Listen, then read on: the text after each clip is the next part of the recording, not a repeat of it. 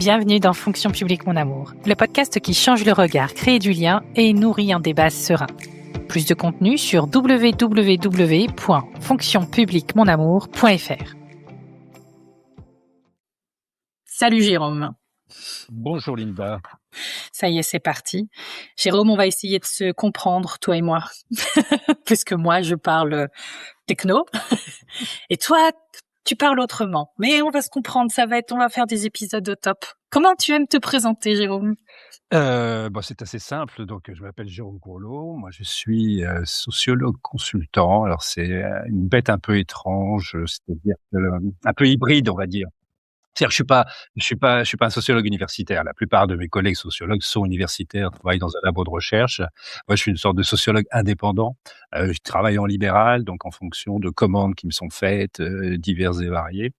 Et j'ai juste je reprends sur le parcours quand même parce que c'est pas inintéressant. J'ai beaucoup travaillé pour les entreprises publiques, la RATP, SNCF, La Poste, enfin bon, tout ce secteur-là pendant très, très longtemps. Et puis j'ai découvert la fonction publique territoriale, il y a de ça, à peu près une dizaine d'années, 12 ans, grâce à la MNT et son observatoire social territorial, donc qui commande des études auprès de gens comme moi, et donc j'ai fait, je sais pas, 6 études, je crois, publiées. Qui portait beaucoup sur, le vécu des agents, on va dire ça comme ça, sur, les questions managériales, sur les transformations. Donc j'ai fait des études sur le sens de l'action publique, sur la reconnaissance au travail, sur le reclassement et puis une sur les DGS aussi qui est un peu plus ciblée sur un type de public, un peu particulier. Et puis j'accompagne aussi des collectivités, j'accompagne des managers, des fois des directions. Donc voilà l'activité un peu de consultant. Donc c'est à la fois études et consultant. Et je travaille plus que pour la fonction publique territoriale, que c'est vraiment un univers qui me plaît, et, qui voilà, par rapport la différence avec les grosses entreprises, c'est que le travail que je fais porte un peu plus et j'en vois un peu plus les effets, on va dire ça comme ça. Ouais, c'est plus concret. Alors que dans les grandes, pareil pour des monstres d'une certaine façon. OK, on pond de la recommandation, et puis on ne sait pas trop ce qui se passe. Alors que là, voilà, il y a un peu plus de ressenti, de contact direct, enfin bref, avec des directions, et cetera. Donc mon boulot a trouvé un peu plus de sens. Et tu m'avais dit un truc qui m'avait vraiment intéressé quand on a échangé la première fois. Tu m'avais dit, alors désolée si c'est pas exactement tes termes, hein, mais je fais pas de chiffres. Moi, c'est du qualitatif, ce qu'on appelle du qualitatif, Oui. Ce que tu fais. C'est vrai. Ça, j'ai trouvé ça très intéressant. C'est-à-dire il y a, dans notre métier, enfin dans le métier d'études, comme ça, du social, d'analyse du social, c'est vrai qu'il y a un peu de grandes branches qui sont plutôt qui analysent les chiffres d'une certaine façon, donc donc le côté quantitatif ou qui font des sondages, par exemple. C'est vrai que moi je travaille pas comme ça, c'est des démarches qualitatives. Donc quand je fais une étude, j'interviewe pas 1000 personnes, quoi. C'est parce que les entretiens, ils durent 1 heure 30, 2 heures, enfin bon, donc mais ça permet de comprendre un peu mieux, les attitudes, les modes de raisonnement, ce qui se passe, de rentrer dans une finesse d'analyse, j'ai envie de dire, plutôt que d'être, comme ça, faire des grandes hypothèses à partir des chiffres, mais c'est Et voilà. pas mon truc, quoi. Voilà. Et donc là, Jérôme, touchdown, tu l'as sorti le mot, des analyses qualitatives. Et évidemment, c'est en partie pour ça que je t'ai proposé, que je t'ai invité au micro de Fonction publique mon amour. On a discuté, toi et moi, de différents épisodes qu'on pourrait faire. Et ce premier angle que je te soumets, quel constat, comment tu as vu la relation élu-administration évoluer, toi, depuis que tu es dans le secteur? Depuis que je suis dans le secteur, je pense que la première chose, c'est que peut-être avant de parler des évolutions que j'ai pu constater, faut il faut bien prendre en compte le fait que, c'est cette relation comme ça, élu-administration, c'est une relation qui est par nature, assez instable, en fait. Donc ça va permettre de comprendre aussi les évolutions que je vais décrire derrière. Je reviens un peu sur cette histoire d'instabilité parce que, souvent, on la met de côté, d'une certaine façon. Alors on préfère parler de complémentarité, alors il y a le politique, le technique, il y a l'orientation, la mise en œuvre, la décision, l'expertise, la commande, l'exécution, enfin voilà, comme ça, un truc un peu binaire qui répartit un peu tout le monde, des 2 côtés, comme ça, chacun, ça fonctionne bien. Puis il y aurait comme une sorte de charnière magique qui ferait que tout ça s'articulerait de manière, impeccable.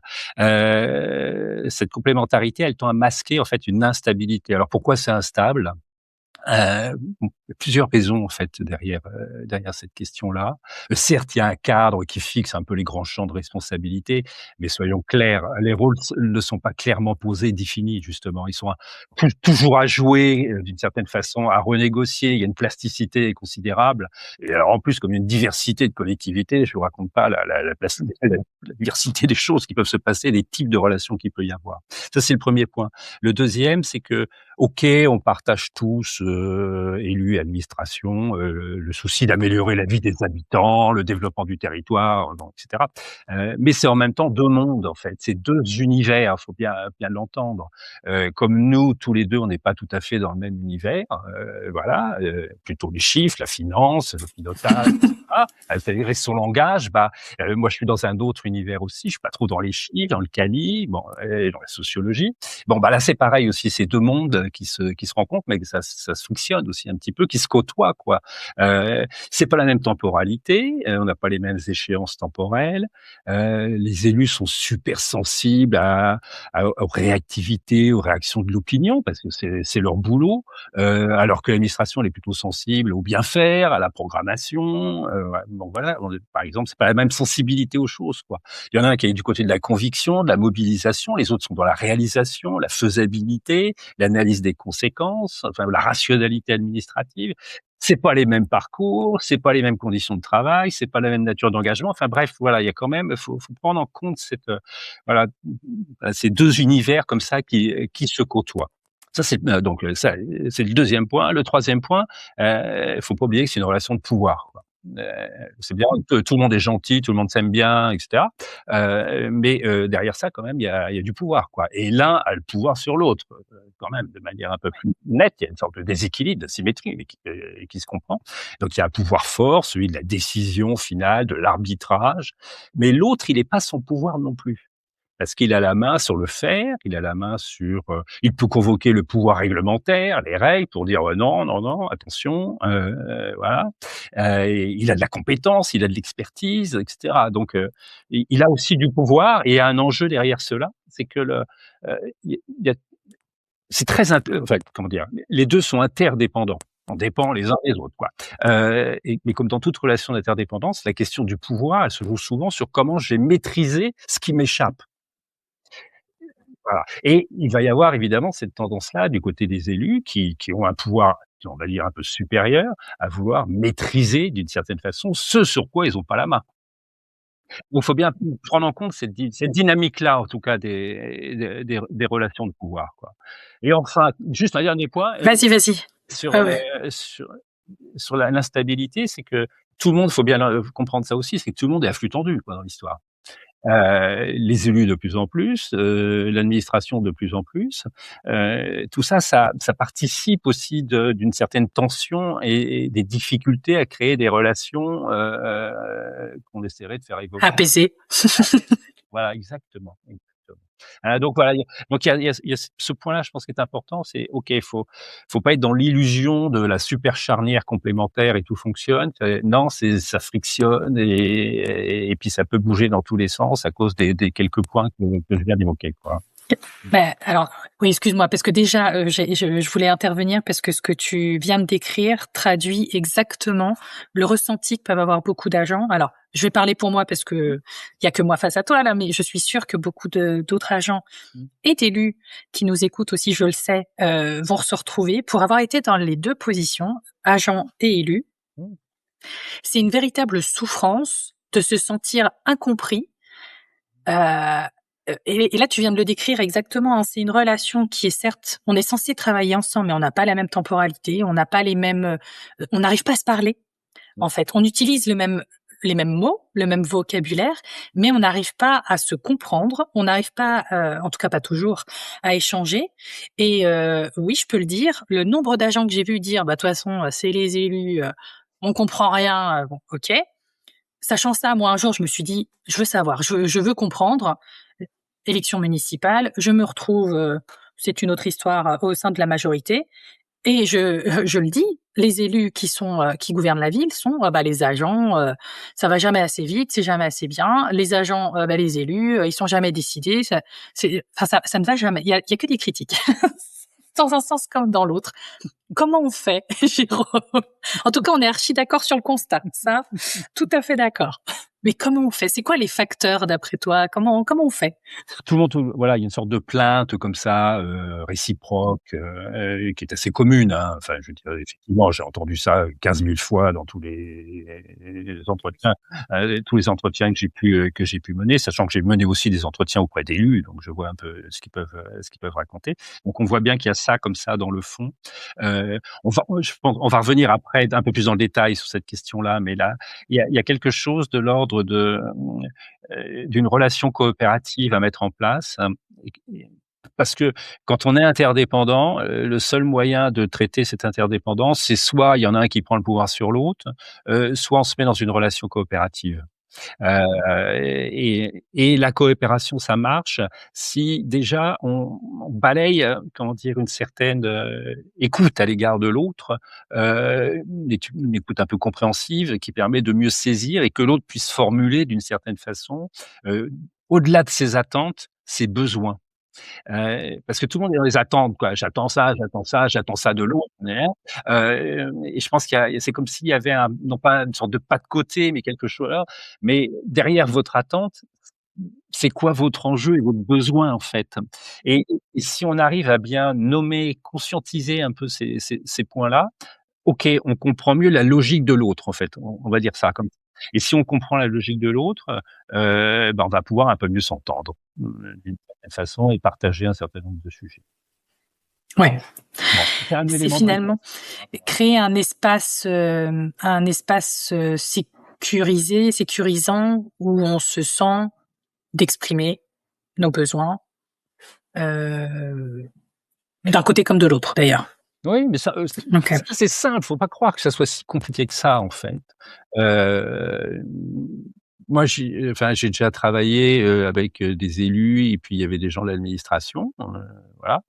Et à un moment, ils se sont mis autour de la table et ils ont discuté tout simplement de leurs besoins et puis de les poser, de les écrire, quoi, vous voyez? Enfin, mais heu, ça permet, voilà, OK, bah, oui, lui, c'est ça, quoi, en fait, derrière sa demande, derrière son attente, il y a ce besoin-là et je le comprends parce qu'il est élu, voilà, ça s'inscrit comme ça dans sa logique et par rapport à son rôle et ça donne déjà un soubassement d'une certaine façon à une relation effectivement un peu plus apaisée, quoi. Mmh. Eh, alors tu vois, ça m'évoque parce que là, dans quelques mois maintenant, il y a les élections municipales.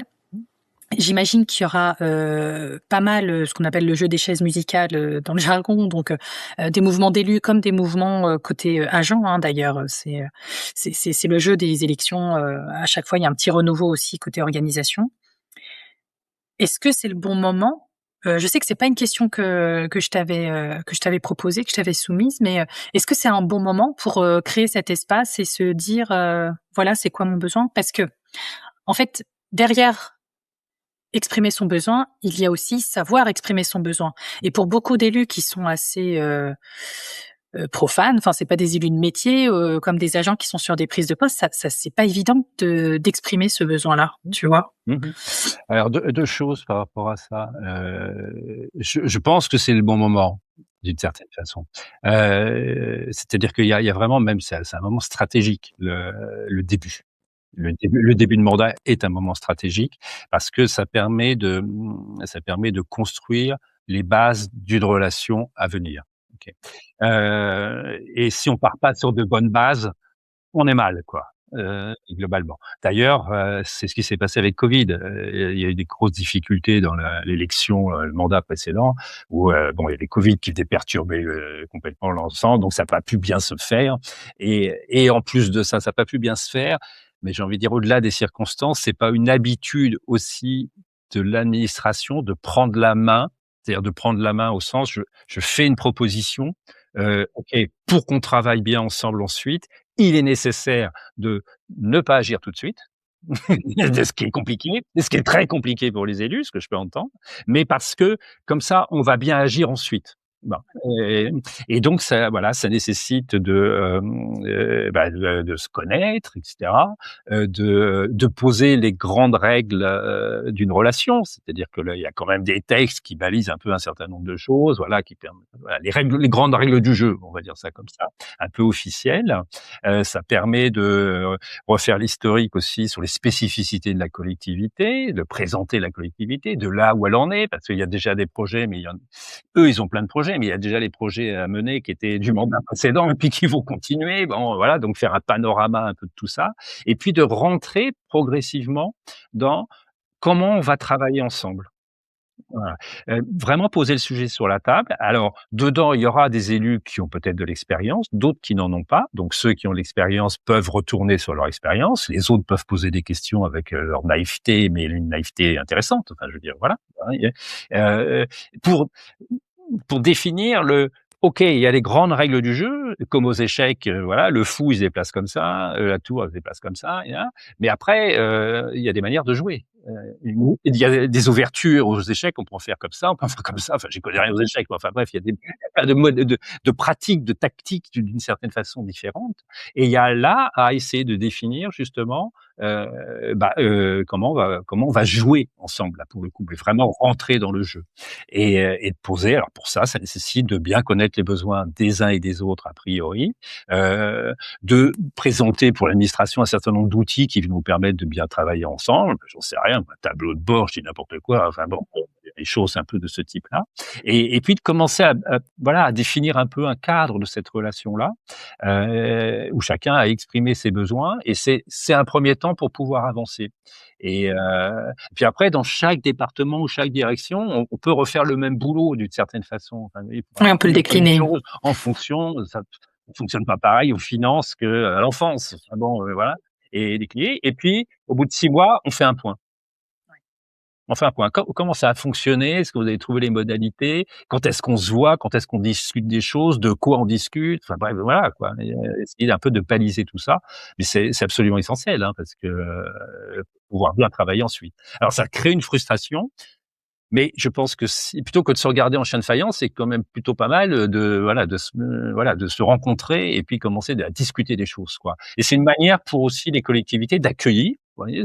Voilà et on vous accueille, quoi, d'une certaine façon et pour vous accueillir, il y a un processus un peu d'acculturation, quoi, enfin, nécessaire.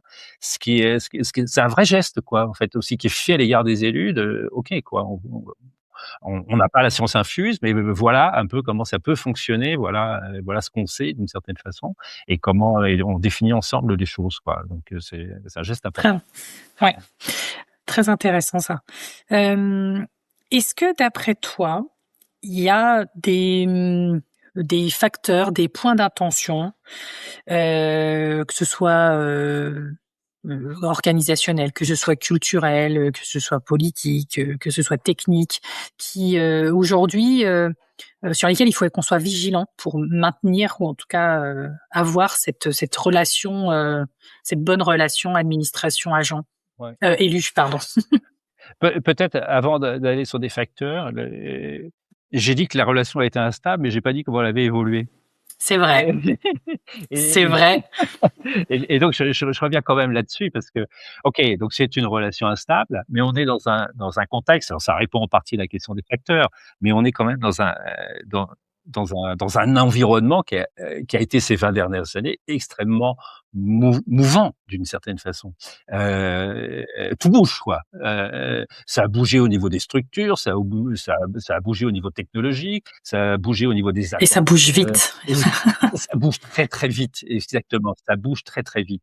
Donc tout bouge, c'était mouvant et en plus de ça, notamment en 2014, il y a eu une réduction, budgétaire, assez forte. Ah, c'est important, ouais. Donc on a une relation par nature instable. OK, je reviens sur le point que j'évoquais précédemment, dans un environnement qui va très vite et qui bouscule comme ça très fort et puis en plus avec une tension forte entre des attentes des habitants qui sont croissantes et des moyens qui se réduisent. Donc ça crée de la pression, quoi, sur le système. Alors quand on a une relation instable avec de la pression, hein, ça fait bouger les relations d'une certaine façon et là, il y a eu 2 grandes voies d'une certaine façon qui ont été adoptées et il y en a une, c'est ce que j'ai appelé moi l'emprise du politique sur l'administration. Elle prend la main quoi, d'une certaine façon. Voilà, je vais décider un peu de tout, alors c'est très différent du manager, qui s'immisçait, dans le management des services et c'est nous élus, on va piloter en fait. Vous voyez? Voilà, c'est ça, c'est piloter et donc l'administration dans ce cas-là, elle a une position d'exécution.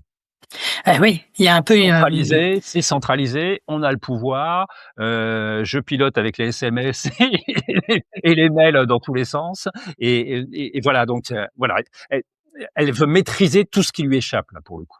On peut comprendre, vous voyez? Je veux dire, faut pas, je porte pas un jugement moral par rapport à ouais, ça. ouais, ouais. On peut comprendre parce que les attentes sont croissantes, on a moins de fric, et donc OK, donc ça resserre, j'ai envie de dire d'une certaine façon, une position de pouvoir assez forte et qui a été en plus de ça favorisé en 2014 par, d'une part, il y a eu un renouvellement assez fort des élus en 2014, avec des changements de couleur politique assez forts et plus pas mal de gens qui venaient de l'univers d'entreprise. Donc voilà, il y a eu un peu comme ça une sorte de transformation. Donc des gens qui n'étaient pas a priori, super en confiance par rapport à des agents. Voilà, l'image du fonctionnaire, voilà, donc une sorte de confiance, à la fois, pragmatique, c'est-à-dire ils savent pas bien faire, hein, on va leur apprendre quoi, d'une certaine façon. Et puis 2, une sorte de confiance éthique aussi un peu limite quoi. Donc, ils sont arrivés comme ça quoi, d'une certaine façon. Donc il y avait une prédisposition, plus une situation qui fait que certains, pas tous, hein, loin de là, mais certains, on se dit: «OK, bon bah à ce moment-là, on va imposer les trucs quoi». Voilà. Hem, c'est Ça, hyper c'est une des intéressant. tendances, hein, c'est une des tendances. Il y en a une autre. Oui, oui, oui. Oui. Ouais, ouais, mais je vais te la laisser développer, mais je voulais vraiment réagir parce que ça m'a fait penser à quelque chose. Quand tu décris que l'élu devient pilote, ou en tout Mmh. cas, finalement, il ne reste plus qu'aux agents ou à l'administration que le rôle de simple exécutant. Mmh. L'inverse est vrai aussi, en tout cas. Alors, je ne sais pas. Vraiment, là, c'est vraiment un parti pris de ma part, enfin une opinion, voilà, de ma part. Mais j'ai l'impression que ce constat-là, on peut le faire côté territorial. Par contre, côté État, là, on va plutôt reprocher aux fonctionnaires, aux technocrates de prendre la main sur justement les élus et d'imposer des décisions, enfin, tu vois, que ce soit complètement l'inverse finalement qui et alors est-ce que c'est vrai? Je ne sais pas, c'est une impression. Voilà, cette sorte d'éminence grise qui s'installe, ce flou et on ne sait enfin, c'est difficile de redéfinir les rôles de chacun et que chacun puisse exprimer ses besoins parce que finalement, il y a une forme de non-traduction de certains enjeux, au niveau local et donc il y a des élus comme des agents qui peuvent se retrouver simples exécutants de quelque chose qu'on n'arrive plus trop à définir finalement. Oui, bah, Voilà. ça renvoie à l'instabilité de cette relation, puis à cette frontière qui est floue, quoi, d'une certaine façon. Mais effectivement, alors du côté de la collectivité des collectivités territoriales, j'ai rarement rencontré la position inverse, rarement. Une fois, mais je dirais pas où, Bien sûr. Non. où d'un seul coup, je sentais très clairement que le DGS avait la main mise sur tout. Enfin, c'était lui qui était complètement le leader, quoi. Voilà, voilà, très clairement. Dans une très grosse collectivité. Bon, mais peu importe, s'il y avait une faiblesse politique de l'autre côté, enfin bon, on peut comprendre. Mais sinon, c'est assez rare. Et souvent d'ailleurs, les directions elles, elles sentent quand la situation. Enfin, il y a une tendance. J'ai rencontré en tout cas un certain nombre de dirigeants qui disaient si je sens pas le pouvoir de l'autre aussi, d'une certaine façon, je sais plus où je suis moi. C'est-à-dire que d'un seul coup, il y a l'impression de franchir une sorte d'interdit, le Rubicon ou je ne sais quoi, qui voilà et qui bloque d'une certaine façon et qui interroge un certain nombre de dirigeants. Par contre, c'est vrai qu'il faut la comparaison avec l'État est assez intéressante. Alors je suis pas du tout un spécialiste de l'État pour le coup, moi c'était des entreprises publiques, mais c'est vrai que ça m'a amené à réfléchir à cette question-là et c'est très différent en fait, je pense, oui. Effectivement, c'est extrêmement différent de par la taille, en fait, Bien sûr. pour le coup, quoi et donc là, il y a un poids de l'administration, là, waouh, enfin, je veux dire, super costaud, ce qui n'est pas le cas du côté des collectivités territoriales. Effectivement, c'est ce qu'on peut aussi rencontrer parfois, dans des grosses collectivités. Bien Bon, sûr. du coup, le point numéro 2. Alors il y a une tendance qui est comme ça, l'emprise, quoi, ouais, voilà, bon, et puis des fois qui a été accentuée par, le cumul des mandats, le non-cumul des mandats. C'est-à-dire que d'un seul coup, il y avait des super grands élus qui avaient plein de fonctions, qui étaient toujours à droite, à Paris, à machin, et cetera. Puis d'un seul coup, bing, 24/24 dans la collectivité. Très présent, quoi, là, pour le coup. Bon, ben, machin. Donc à l'inverse, il y a une autre tendance voilà, qui est une tendance sur le long terme, mais qui a pris de l'ampleur là, qui est celle d'une relation plus coopérative, là, pour le coup. C'est-à-dire, il y a une interdépendance, on coopère, on n'est pas dans le commande-contrôle comme tout à l'heure, et plutôt que de maîtriser l'incertitude, et maîtriser l'autre, on essaie de bosser ensemble, quoi. Donc on réfléchit ensemble, et on hybride un peu politique et technique. C'est-à-dire qu'il y a voilà, il y a un travail là qui se fait entre ces 2 univers pour produire quelque chose, quoi, pour produire de la stratégie et c'est-à-dire qu'en fait, on passe du pouvoir sûr à une sorte de pouvoir avec. Voilà, on est à 2 quoi, et pouvoir avec qui permet de renforcer le pouvoir d'agir, en fait. C'est-à-dire ça produit la valeur ajoutée, quoi et ça permet surtout à l'administration de d'avoir de la valeur ajoutée. Dans le modèle de l'emprise, l'administration, c'est l'exécutant, quoi, point. Alors que là, dans ce modèle-là, il y a une valeur ajoutée. Alors, il ne faut pas que cette valeur ajoutée, elle envahisse tout et d'un seul coup, du fait de l'expertise et de la compétence de l'administration, les élus, petit à petit, se mettent en retrait et acquiescent et si, non, il y a toujours cet équilibre à trouver. Mais c'est justement cet équilibre-là qui est productif. Donc, faut vraiment être, dans cette position-là où il y a 2 places, on hybride, on coopère, on réfléchit ensemble et on produit ensemble. D'une certaine façon. C'est-à-dire qu'on n'est plus dans la complémentarité un peu bébête. On est dans quelque chose vraiment de la coopération qui fait que 1 + 1, ça fait un peu plus que 2, quoi. Ça produit de la valeur ajoutée parce que ça en fait, au final, ça va produire quoi? Ça va produire de la stratégie et c'est le produit d'une certaine façon de cette relation-là, c'est que ça produit de la stratégie. Parce que ce qui manque souvent, c'est qu'entre le politique, ses orientations et puis l'opérationnel, il manque le liant, il manque le nœud et c'est la stratégie d'une certaine façon qui fait le lien et qui permet d'aligner tout ça, quoi. D'aligner le côté, OK, orientation politique, heu, traduit d'une certaine façon en stratégie, donc avec des objectifs, des effets qu'on veut produire, enfin des moyens, des machins et cetera, une programmation, enfin tout ce qu'on veut et puis derrière ça se décline en opérationnel. OK, mais voilà, il faut articuler l'ensemble, quoi, d'une certaine façon. Merci d'avoir écouté Fonction publique mon amour. Pour soutenir le podcast, parle-en autour de toi. Et retrouve tous les contenus et bien plus encore sur www.fonctionpubliquemonamour.fr.